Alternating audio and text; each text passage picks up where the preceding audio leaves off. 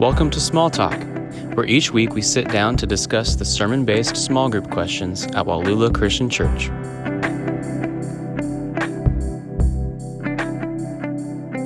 Hello and welcome back to Wallula's weekly podcast, Small Talk. My name is Zach Bolin. I am student pastor here at Wallula Christian Church. I'm joined by Craig Archer, our worship pastor, and Lance Kaufman, lead pastor. We are once again happy that you are with us today. We are looking at, we're going through the series Making Change, and we're looking at change where we find security. And we're looking at the rich young ruler in Mark chapter 10. So we'll be talking about, we're probably going to talk about money a little bit. And also what does Jesus value and what matters when it comes to following Jesus. But before we do, like always, we will start with a fun question. I say that as a question. That was a question. This one wasn't fun for me. I had to work at this. I think all the questions are fun. Do you? By the way, I was like, oh. Lance has a blast every single week. Some of them are easy. Some of them are like, I don't know, and I'll overthink it anyway. But this one is, what would the title of your autobiography be? So for me, I'm like, it's introspection. You know, you got to think about what is my life and get creative. How would I? It's like coming up with a title for a sermon. You know, you know your sermon, you're going to write it, and you're like, okay, how do I make this memorable or whatever?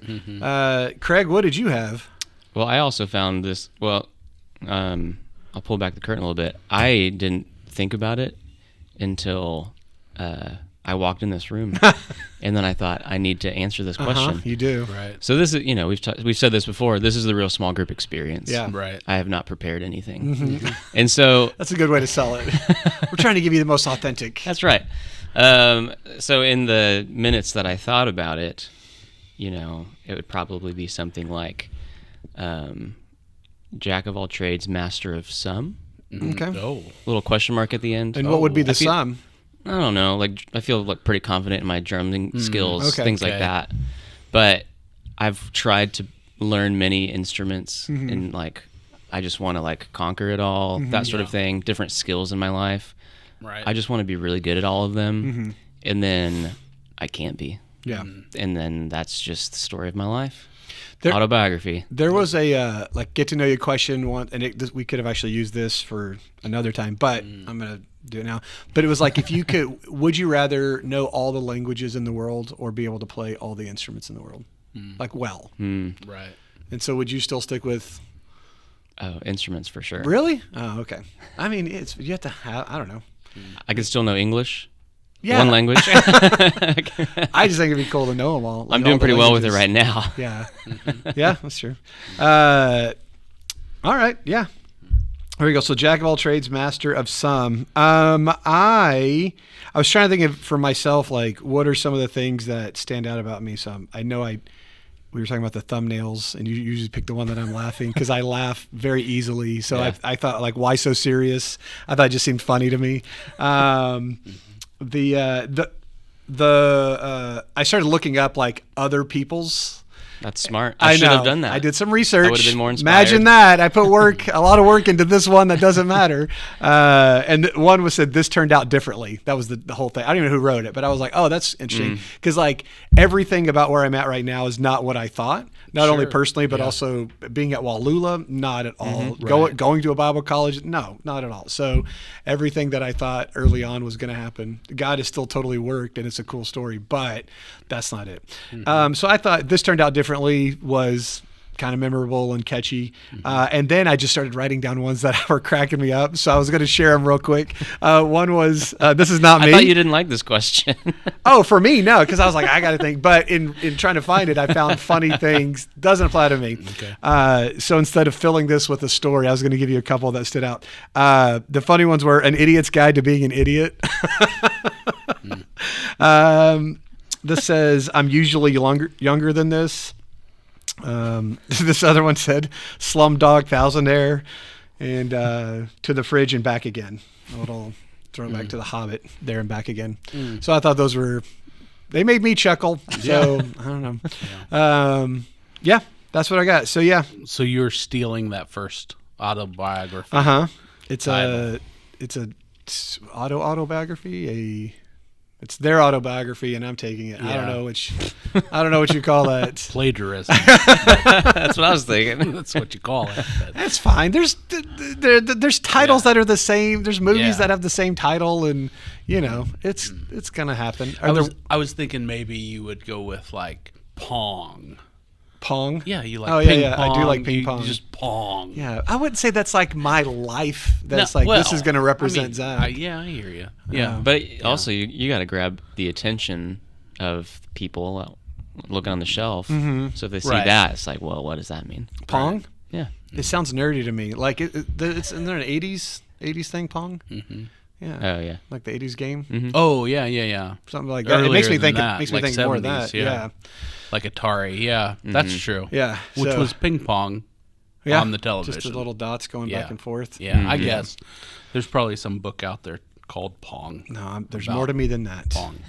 It is. Right. It's turned out differently. Maybe the title is Pong. There's more to me than that. Oh. There's more to. Okay. That is a good one. That's That's excellent. Oh, wow. Okay. Yeah, wow. That was good.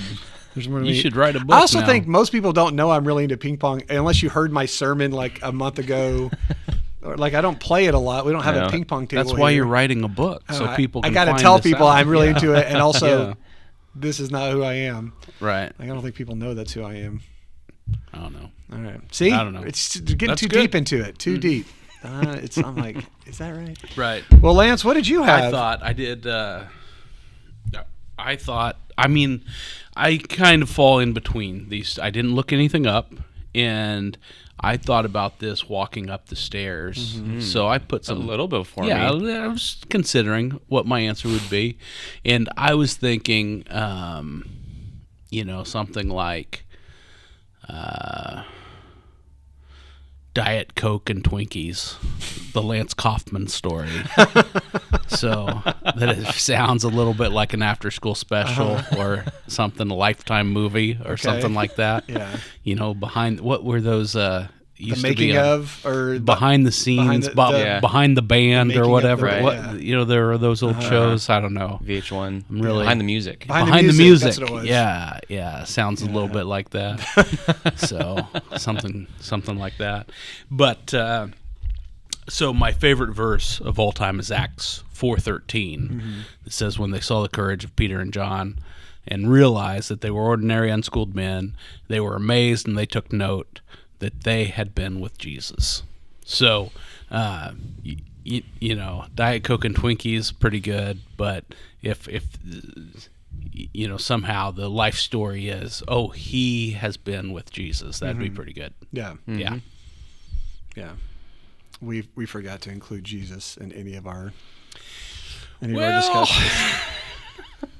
He didn't want to say anything. You had to open it up. You had to open up the book to read. You can't judge it by its cover. Yep. This turned out differently. You have a great working title, though, so you should start working on your... Mine or the one you gave me? The Pong one or this turned out differently? Yeah, I'd go with the original one. I mean, if you're going to write a book, don't get it yanked from the shelves for... Is that? I mean, somebody else. Who was the person? I don't even know. You don't know? I don't know. I just was like, good enough. That sounds good. But I mean, there were some that was like Nelson Mandela, and I was like, no, thank you. Right. Maya Angelou. What was your stolen one again? This turned out differently. This turned out differently. Yeah. One was the optimistic pessimist. I just thought that was clever. I don't know what that means, but I was like, but I'm not pessimistic. So I was like, it'd be a stretch. Yeah. But okay, real quick before we move on. Worship songs.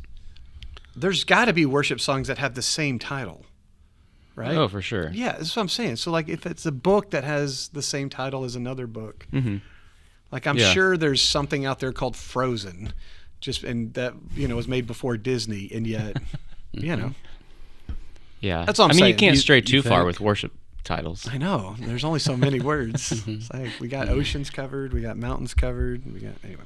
Right now we have 3 songs in our rotation. Jesus, and then Only Jesus, and then there's one Jesus other. Alone. And it adds maybe something like that. Jesus, You Alone. Okay. Oh wow. Yeah, so you gotta you gotta make sure we're playing the right one here, right? Because it gets confusing. Yes. Yep. See, there you go. All right. All right. Well, That's our none signal. of us are writing a book. No. Anytime soon. Are you going to write your autobiography soon? I don't even know. I feel like, and it's about me. That's the one I should be able to do. And I'm like, I still don't want to. Yeah, it's rough. Yeah. No, Have you ever thought about writing a book? No. No. I thought about like. I sometimes see like friends of mine, professors, whatever, and they hadn't written the book, but they were consulted, or they did a chapter, or they were a contributor. I was like, that's the way to go. Yeah. Have someone else write that sucker. That's right. Interview me. Yeah. Longevity in ministry. Hey, Your what do you want to name know? is still in the I'll book. tell some stories. Right. Shorter contribution. You want some story? Right. I'll tell the stories. You write it down, and you can put me on the somewhere in there. Yeah. Craig, have you ever thought about writing a book? No. Well, I feel like you'd be the guy who's thought about writing a book. I've had like ideas where I'm like, that could be a book. Yeah. But then it's a lot of work. Right. And I'm kind of busy. Yeah. So you also know what it's like to try to sell CDs from a band. You know what I mean? You had so many extras. So imagine writing a book and being like, I'm just like, anybody? think about it. Don't, I'm not trying to. Because I remember one time Tim Keller in an interview said people should wait until they're like 45 to write a book, because that's at the point in your life when you're like pretty like firm in like where you stand on things and your beliefs, and like you really hone your skills. not like I Kissed Dating Goodbye. Like, was he 21 years old when he wrote that? Right. Yeah. And That guy. No, he doesn't even believe. Yeah. Right. Yeah. So then I heard that and I was like, yeah, I'll wait. Yeah. Put it I only off. have 1 year left. Oh, I got to start thinking. Yeah, now's your time. I'm not firm yet, so I'll wait till I'm firm in my convictions, and then I'll Not firm yet. or whatever you I think said. maybe a kid's book, a children's book might be the way to Oh, go. yeah. If you can get into that, There you Yeah. gig, Haley's that's pretty good. thought about that before. Yeah, Sure. That's Yeah. Because you could, I think her thing would be illustrating it. Right. She's excited about stuff like that. Yeah. Well, she should do it. Yeah. I like it. Okay, cool. Well, we were looking at the questions today, and we're going to start off with question number 5. It says, what was the one thing that the young man was lacking? Is Jesus making a prescription for us about poverty or riches? Why did he point the man to selling all his possessions, and why did the man go away disheartened? So, rich young ruler comes up to Jesus, wants to follow him, and he says, I've obeyed the law, I've done all the things I should. And he's, the gist of it is, if he says, sell all you have, and then you can follow me. And the man walked away disheartened. And so, there's a lot of questions in that. I'll let you kind of pick which one you want to go with. But what did you have, Craig? Well, I guess the first part, what is the man lacking? And I guess to kind of dwindle that down is obedience to Jesus, or I like how one of the commentaries I read this morning said unrivaled allegiance to God, and I like that.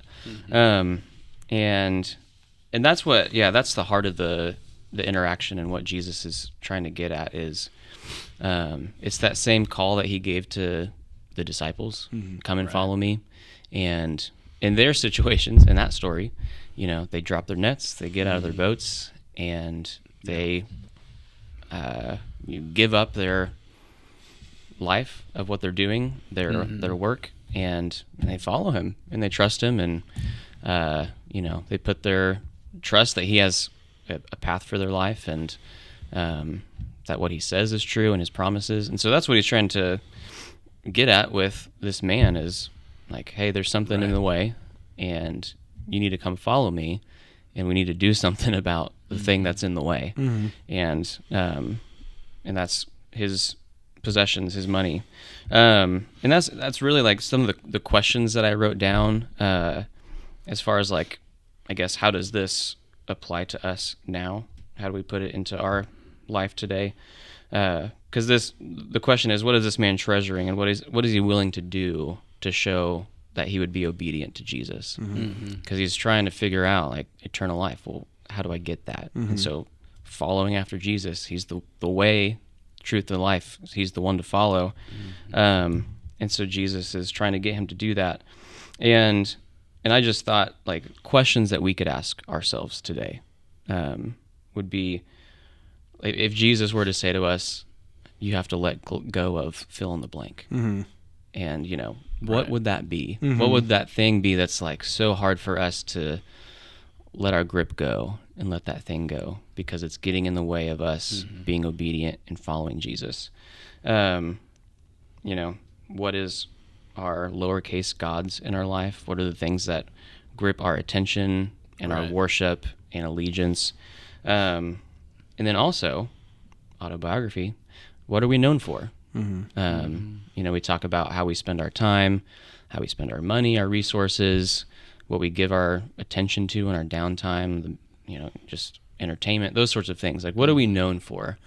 And if it's something other than like the top thing being a follower of Christ, then okay, there's some work we need to do of considering what's getting in the way of me following Jesus. And so really that was my answer. Like, what it boils down to, do I have an unrivaled allegiance to God? And what is getting in the way of that? Yeah. And there's like 4 questions in here. The one that I kind of stuck out to me was, is Jesus making a prescription for us about poverty or riches? And you already hit on it, but no, it's there's plenty of places to talk about money where Jesus talks about money in the New Testament. But this is not one of the ones I'd go to be like, see, this is what we should be doing. But yeah, you're right. He's able to identify the one area where the guy has been faithful in serving, but this is still has a hold of his heart. And it's kind of a scary thing because I was thinking, like if Jesus was here and I'd say like, Jesus, I would want to follow you no matter what. Then I thought, what would Jesus say to me? Yeah. And he's like, really? All right, sweet. How about you give up this and then you can follow me? And so is this about money? Maybe.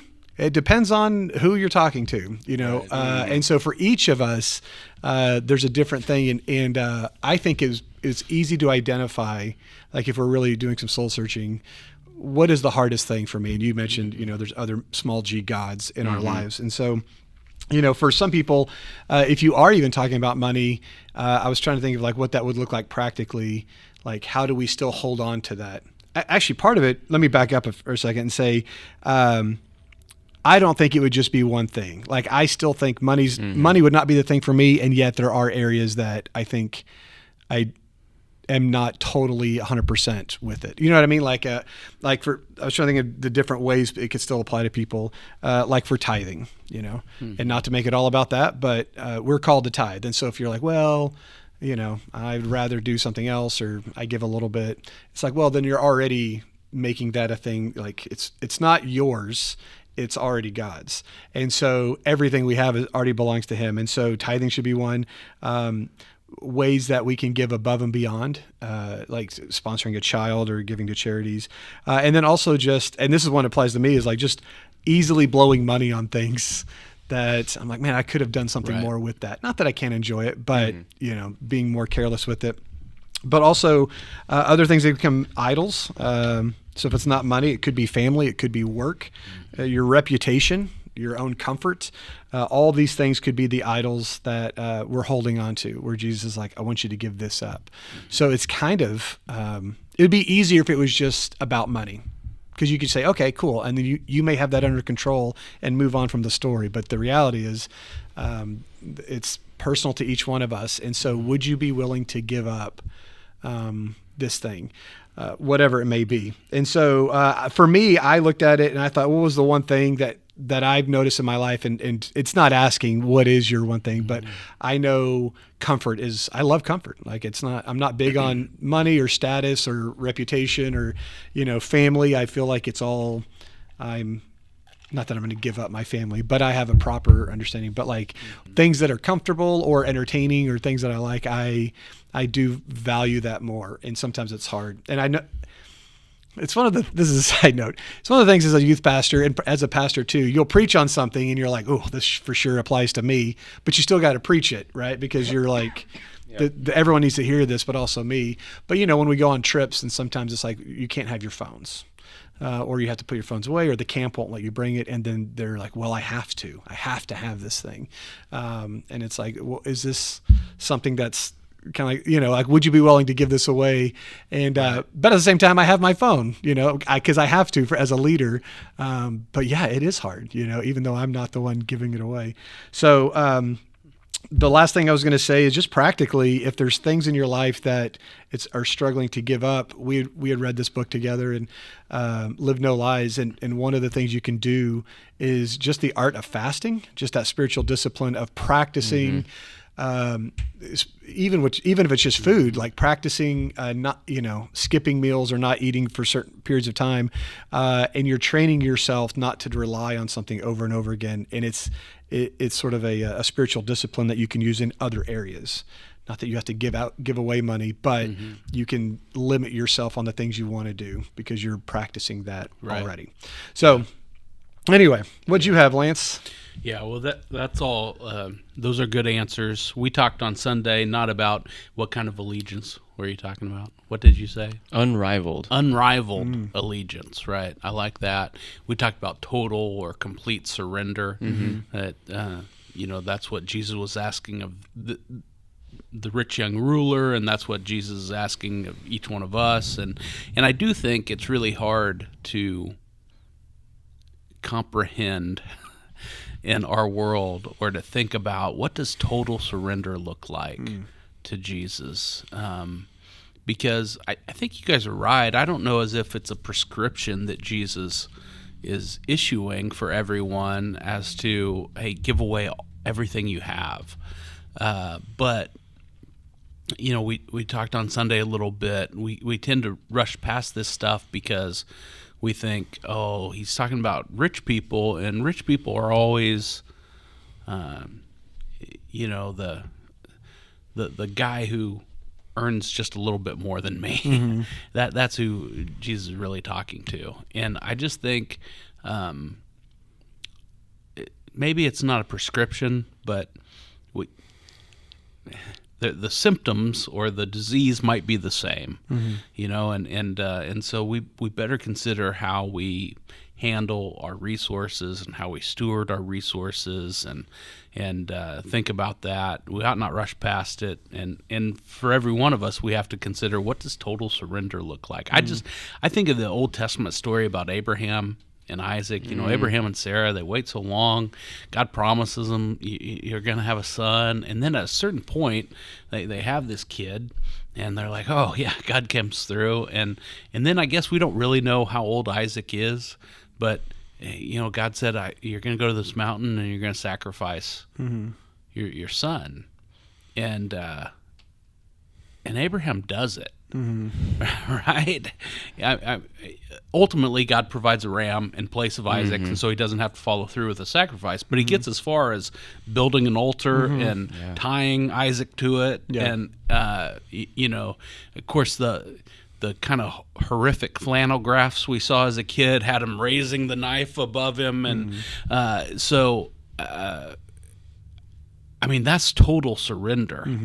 Right, and you mentioned, well, maybe family can be an idol, and you said that, and I'm thinking about Abraham and Isaac, and I can't imagine God asking that of somebody, right? That's a hard story to read and figure, and but in our world, maybe He's asking us not to have families that look like everybody else's. That it's okay if your kid isn't involved in 14 different activities. It's all right if you prioritize things like Sunday morning worship over other things. It's okay if you're setting aside some resources to be able to share with God's work instead of the newest gadget or the shiniest car, or even something that we would, the next event or the next activity for your kids. It's okay to prioritize things differently, and we probably ought to a little more than we do. And so I'm not sure, you've both said it. We don't know what that is for everybody, right? Where is God asking you to surrender to Him?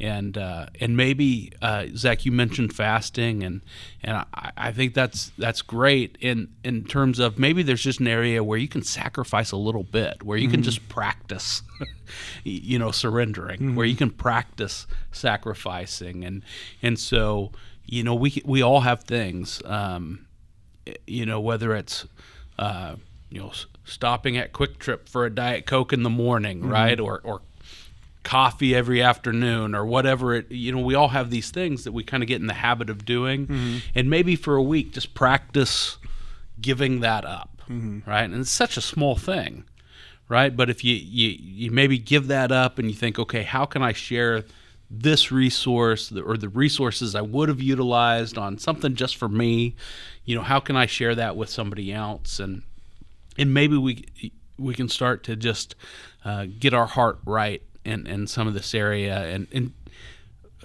perhaps it's just a little fine tuning.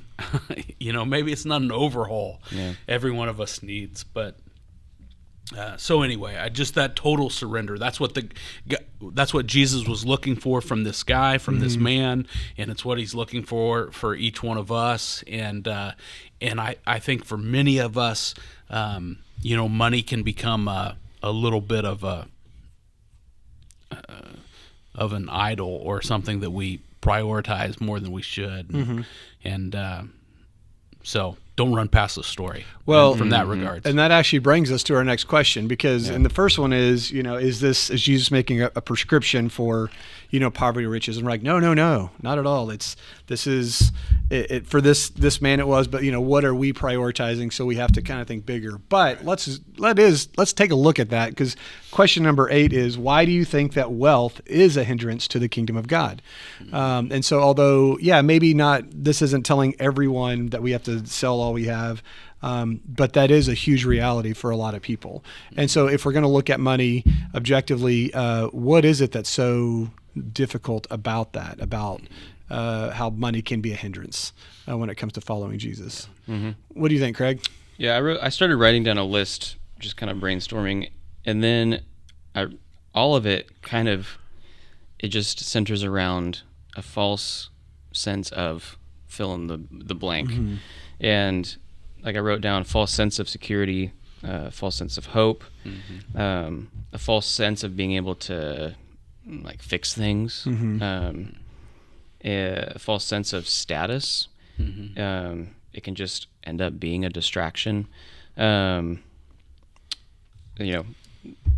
sermon title gives us a false sense of security, a earthly, temporary security, and it's easy to put a trust or a dependence on it. And then this list, you could replace Jesus and all of those things, because Jesus is where we find security and hope, and he's working in our life and helping us work on ourselves and make ourselves better from the inside out. It was over the summer I had to learn this. You guys remember I got off the phone and I had to buy a new AC unit. Those are not cheap. And, that was a moment where I could feel how I was, putting just something off of this list. I was putting my trust in the money that we had, and then we had to buy this, fix this AC unit. And Haley was so much quicker than me to just be like, oh, it's going to be fine. And it's just money. And we will be taken care of, and God is going to provide if we need, that she was quick to go back to scripture and remind me of those things. And I spent 2 or 3 days just this, I hate this. And it's just one of those, it's just part of home ownership and life, and those things pop up and you got to deal with them. And, but that was a moment where I really had to pray through that and just be like, okay, I'm realizing in this moment that I was really banking on, we had plans to use it for other things at our house and that sort of stuff. And those plans changed. And, I just had to sit with God and be like, all right, help me let loose of this a little bit. And I really do think we've talked around it already, some of the issue is, it just becomes an obstacle or a distraction or a center of our focus and attention. and it's not bad to have money, but how you use it, how you view it, for the good of others, for the kingdom. We talk about how Walulla uses money for missions and here and around the world, and it's like, recognizing how you can be a blessing to other people and further the gospel. Like, right. That's how we need to view our money and resources and not hold it so closely to ourselves. Yeah. Yeah. I was thinking about, one of the passages that's probably the most famous when it comes to this, in 1 Timothy 6, it says, the love of money is the root of all kinds of evil. And so we do have plenty of passages, and there's way more, especially with what Jesus was teaching on, talking about the dangers of money and putting your hope into it. It's funny because Graham, my son is 13, he's in 7th grade, and like, I just assumed he's pretty sharp. And so I'm like, he knows what's going on. And he looks over at me during your sermon. He's like, I kind of feel like when we compare ourselves to the rest of the world, we actually have like more money than most people. Like we're the rich ones. And I was like, yeah, I mean, you had said that in your thing, and he was kind of owning that idea for the first time. He's like, we're kind of we're rich compared to other people. I said, yeah. And it was just dawning on him for the first time. And I'm sure we've talked about that, but when he was hearing your stats, light bulb moment. And he's like, so when it talks about rich people, and it's a hard thing because when you live in a society where everyone has more money than everyone has, you've heard the stats about like if you have more than one toilet with running water, if you have access to education, if you have a car, if all this stuff, then you're richer than whatever percentage. But when everyone around you is, you start comparing, and you're like, well, I'm not as rich as most. And so they're both fair, and some people even have those struggle. All that's legit. However, to start recognizing these deep truths, I feel like of all the things that can trip you up as a Christian, as someone trying to follow God, man, money is one of the easiest ways. Like throughout human history, it's always been owning more stuff. It just is we talk about spiritual warfare, and a lot of times we think, demons are going to come in, but Satan is like, hey, I don't need to, this isn't very hard. Just give them everything they want and they'll easily go away from God, and money is one of the big things with that. Having these sort of eternal truths of like, when it comes to money, God owns all of it. So having that as our core, like this is not mine, not just the 10%, but all of it. It's not mine. I'm just stewards. And so when we hold on to it, like I struggle with someone saying I struggle with tithing, or I struggle with giving up some of it. It has the same connotation as a kid saying this is mine, even though you bought it, it's, they're using it, and it's like, no, this isn't yours. Like when I first had my first car that my parents bought, and it was old and junky, and I was like, this is my car. And my dad's like, let's be clear, this is not your car. You can use it. This is not yours. And so I had to understand, that truth, that everything we have in this world belongs to God. And so, but it's so easy for it to sort of corrupt us when we put our hope in it. And you're like, I started making a list. I was like, I had a list. And so, but it's the same stuff, that I said, our trust goes from God to like trust in self or trust in the stuff we have, where we don't look for God to sustain us. Like we don't really struggle. And even in times when we do struggle, you have an air conditioning unit now, like you're fine. And so and that's where it was hard for you, where you really had to tell yourself, so I had to pray to God for a few days. But you didn't even really struggle. It was just giving up money that you had access to use for something else. And so, sometimes struggle is good. And we're so conditioned to not even struggle a little bit that the idea of it seems like why is God doing this to us? I also think like the more we put our hope in stuff, we become less generous. Like statistics have shown like people who make like middle class or even lower tend to give more proportionally. Our stuff starts to matter more than people, I start to view other people that way too. Are they also rich? Are they also well off? That's who I should be with. And so it just warps every part of our lives, or it can. And so why is it a hindrance to the kingdom of God? Because it changes our dependence on God, our view of others, our trust in ourselves. It's such an easy win for Satan. It's such an easy win. Mm-hmm. And so you have to really be on your toes if you're following Jesus and you have stuff to practice the art of being generous, because it's so easy to not. So yeah, Paul talks about, he had to learn to be content when he had a lot, and he had to learn to be content when he had a little. And that issue of contentment is a huge thing, right? And I think it, when you think about why he said that, what do you mean you had to learn to be content when you had a lot, and everybody has, money just does weird things to our thought process. Money's a hard thing to talk about. When I do premarital counseling, I always talk about faith, a physical relationship, and finances, money, right? And talk about those three things because they're three things we don't like to talk about with anyone, even those people closest to us.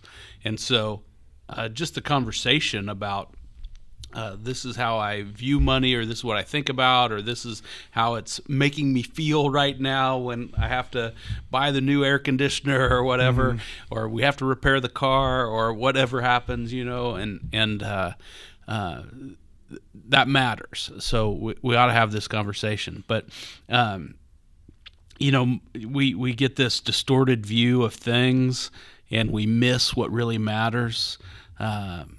Everybody has that first maybe apartment they lived in, or the car that they drove, or and you were just married maybe, and you were living in this little place, and it was terrible. You wouldn't want to go back and live there, but you kind of have this fond memory of it. You think back and, oh man, those were the days, right? And you don't have that fond memory because the house you lived in was a dump, or because the car you drove was a piece of garbage. It's not a fondness of the lack of material things, but it's the relationships that were involved around those things that we look back fondly on.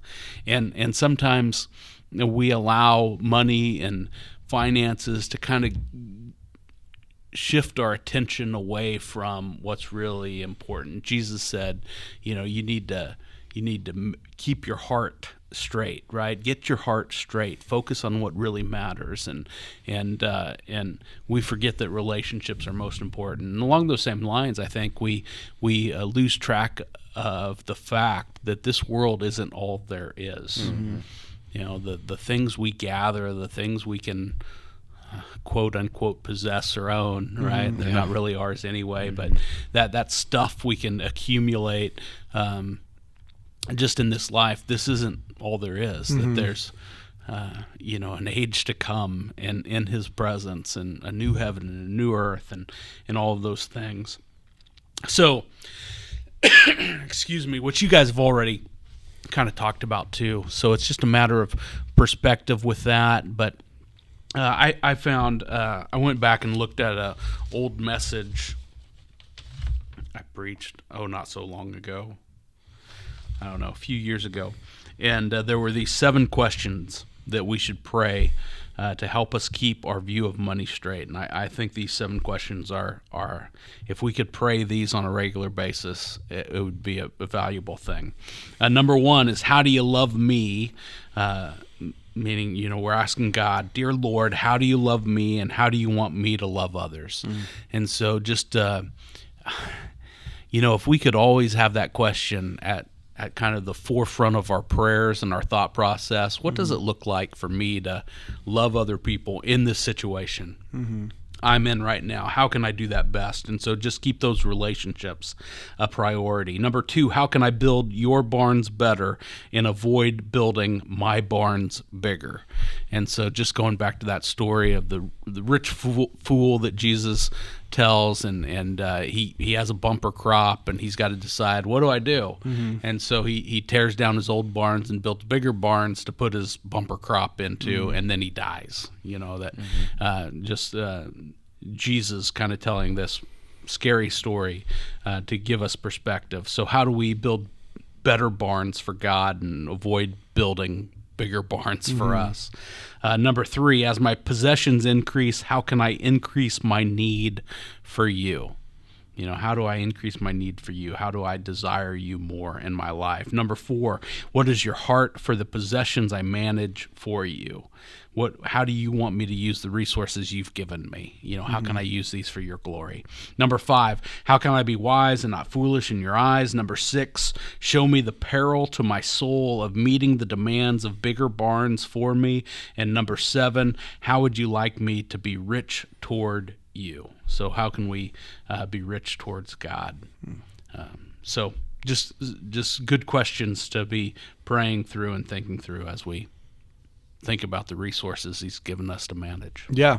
And I think as we're getting ready to move on to the next sermon this Sunday, but I think it's, if one big takeaway you can have from this is just think about what is the thing that, Jesus would ask you to give up.